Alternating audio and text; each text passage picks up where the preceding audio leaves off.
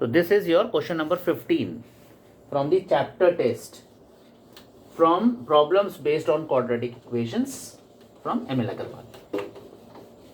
So question number 15, which is reading like this, is question 15 reading is like this. Divide 16 into 2 parts. You need to divide 16 into 2 such parts such that twice the square of the larger part exceeds the square of the smaller part by 164. तो ये larger smaller का मतलब है इसको दो बराबर हिस्सों में तो नहीं बांटना है, 8-8 तो नहीं करना है, तो हम इसको 9, 6, 10 तो नंबर नहीं दे सकते ना, हमें नहीं पता किस हिस्से में डिवाइड किया गया है। तो हमने कह दिया कि मान लो we divided into x and y. हमने 16 को, अब कुछ बच्चे होंगे उसे x और y में डिवाइड कर देंगे, कुछ बच्चे होंगे जो कहेंगे इसको सर x, तो ये 16 माइनस एक्स हो गया, इजंट इट।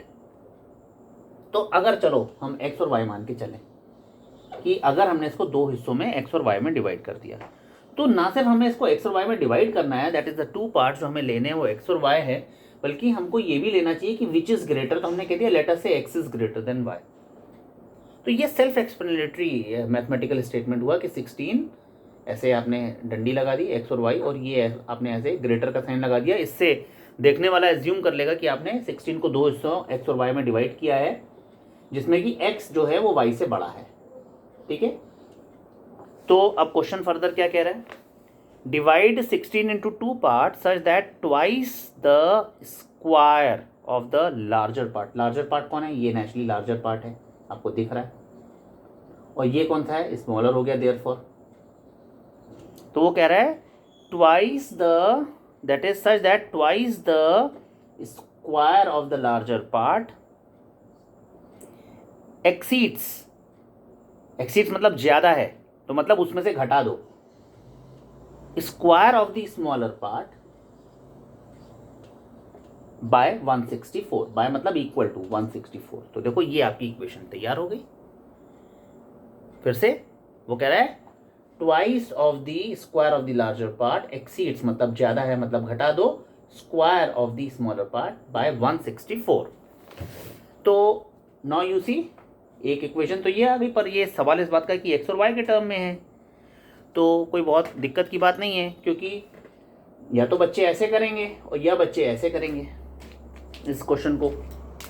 तो वैसे वाले बच्चों के लिए तो कोई प्रॉब्लम नहीं होगी कि 16 को उसने x और 16 माइनस एक्स मान लिया, तो ये ग्रेटर था, तो ट्वाइस ऑफ x का स्क्वायर माइनस 16 माइनस एक्स का स्क्वायर इज इक्वल टू 164। ऐसे वाले बच्चों के लिए तो कोई दिक्कत नहीं होगी।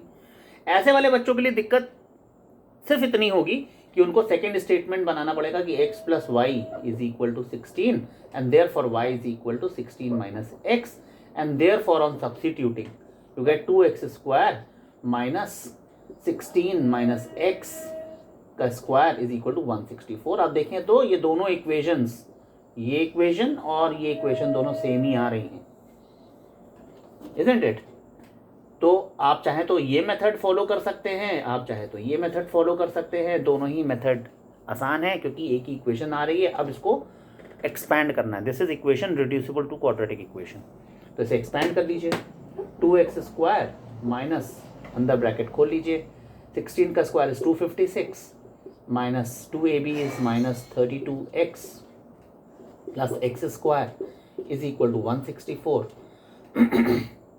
तो if you now open it you get 2x square minus 256 plus 32x minus x square is equal to 164। I hope minus बाहर लगा है तो सबके साइन चेंज हो गए, इसलिए खुल गया, आपको कोई दिक्कत नहीं होनी चाहिए इसमें। 2x square minus x square is x square plus 32x minus 256 is equal to 164। Bring this 164 on this side, you get x square plus 32x minus 256 minus 164 is equal to 0. So therefore, now it is tending to become a quadratic.